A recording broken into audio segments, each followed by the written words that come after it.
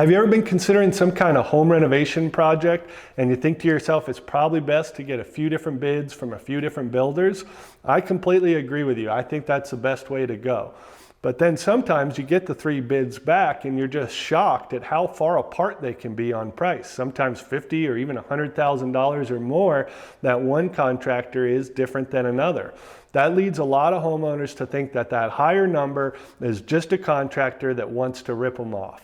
I'm here to tell you that's probably not the case. The most likely cause of those numbers being wildly different is that they made wildly different assumptions when it comes to the scope, the complexity, and the finishing selections. The better you as the homeowner understand those 3 things, the more likely you'll be to avoid some really expensive mistakes once your project gets underway.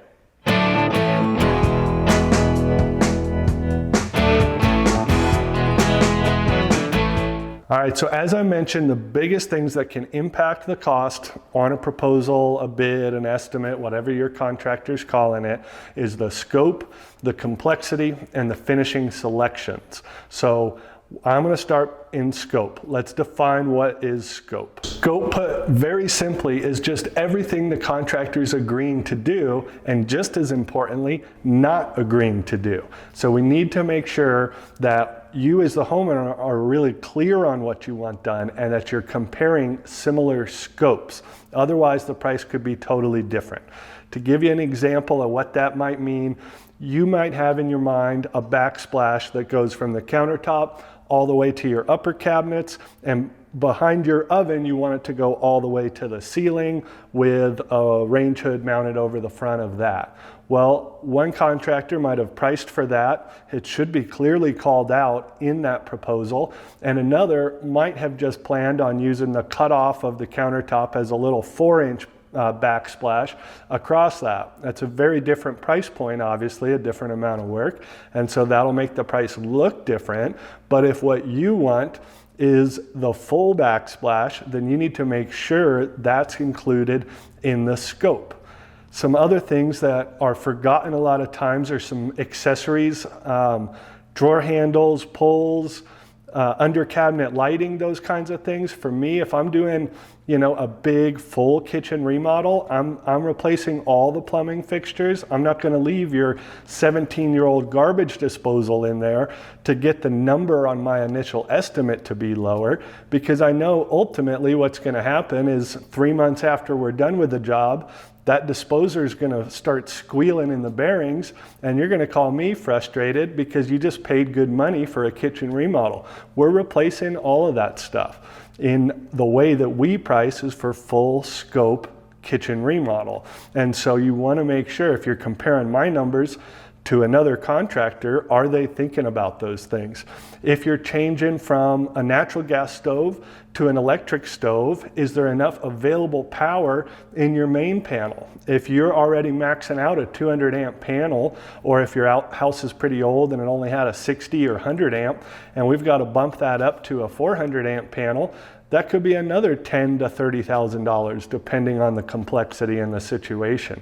So you want to make sure that that scope, what the contractor is agreeing to do, is very clear and it covers everything that you in your mind see getting done. Now that we've got our heads wrapped around scope, we're going to move on to selections. Selections are basically all the things that you as the homeowner get to pick out. So that's going to be things like the countertops, the cabinets, the sinks, the faucets, all of those things that you decide what to purchase and put in. You want to have a clear understanding of what the selections were assumed by the builder who gave you the estimate, the contract, whatever it was. And so for us, to make it as clear as possible, we have allowances. So we will call out all the selections for kitchen fixtures, faucets, InSinkErator, InstaHot, all those things, and put that under one allowance. And so we'll say we have an allowance of $5,000 for all of those fixtures. If you're not seeing that on a contract or what it includes, they could just go and buy all the fixtures from a garage sale might not be as nice, have no warranty, but technically it is in fact a kitchen sink and faucet. So you want to make sure that you clearly can find in the contract exactly what type of finishings are going in the area that's getting renovated, and that you're comfortable with them. Again, the way we do it is with the allowances. It makes it super easy on you as the homeowner to take that number, go into a supply house, go online, put together a cart of all those items that are clearly listed out, and you'll see what that total is and compare it to the allowance. That way, if someone gives you an allowance for $1,000 for kitchen countertops, and you talk to someone at a countertop store, you'll see really quickly that's not enough money. And so you're going to go way beyond that allowance. So we try to set our allowances really fair, so that there's always a bunch of quality options in those tiers. But we never know as the builder what exactly you're going to pick out, or what you might value. Maybe you really want a copper tub that's $10,000. Quite all right, but you need to know what the allowance was for the tub. For us, we usually have a $2,500 allowance for tubs, and so you need to know, okay, this would cost me $7,500 more. If you can't find that in a contract, you at least need to follow up with that builder. But really, those builders should have thought about those types of things beforehand, or chances are that number is going to be a lot more likely to grow during the project, or they're just going to say, hey, we didn't account for that much. That's on them. You need to know what they accounted for. So again, you want those things to be clearly defined in the contract. Otherwise, that's why you can have some huge differences when you get those back. If you're planning on full custom cabinets and the builder spec'd it at MDF box store garbage, sorry, that's what they are, that's going to be a $20,000 to $50,000 difference depending on the size of your kitchen. So you need to be really clear. The builder should be really clear, and you as the homeowner should be looking for that, expecting that, and asking a bunch of follow-up questions, so that you have a very clear picture in your mind of what type of finishing selections are going to be going into your home. And our third and final category is complexity. This is probably the toughest one for you, the homeowner, to really nail down. So this one you're probably going to want to spend the most amount of time on, really hammering out and doing a lot of research. And again, this is why I think it's really important for you to compare multiple bids from multiple builders. A lot of builders don't want to give you that advice. I think that's crazy. If you're looking at spending $100,000 on a kitchen or $500,000 on an addition with a master suite, I don't know about you, but for most people, that is a huge investment. So if I was in your shoes, would definitely want to talk to multiple people, get multiple opinions. I know I was bidding a job one time. It was a repair job, and I gave them the proposal. They didn't get the proposal back from another builder for a few weeks, and then they ultimately gave me a call, said, hey, we loved your process, we loved you, we think you're a lot better than this other person, but my bid was about $12,000, theirs was just over $5,000. And they said, we love you, but not that much, Josh, we're sorry, basically. And on that job, you needed to have a right-of-way permit. It was going to require shutting down a road and having flaggers and all that stuff. So the permit for that was $6,000.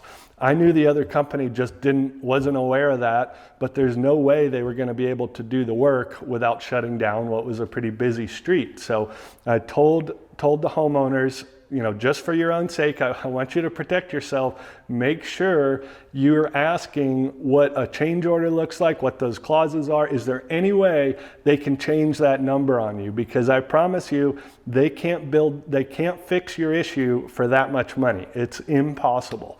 Well, they called me back about 3 weeks later because they had pressed on the builder, and they said, oh yeah, no problem, we can do it for this. And then right before the job started, they said, hey, actually, we got to do a change here. It's going to require this permit. We didn't realize they were so expensive. So at that point, My bid was still a little more expensive, but then they trusted me and they knew my bid wasn't going to change. Their bid had already gone up by $6,000. What could it do from there? So they had me do the job and were very happy with it.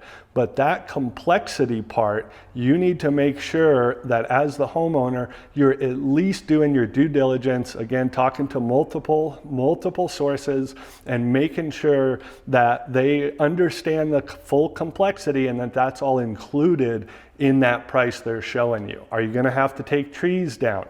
Are you going to have to shut down roads? Are you going to have to do asbestos or mold mitigation? All of those things go into the complexity, and that really changes the cost.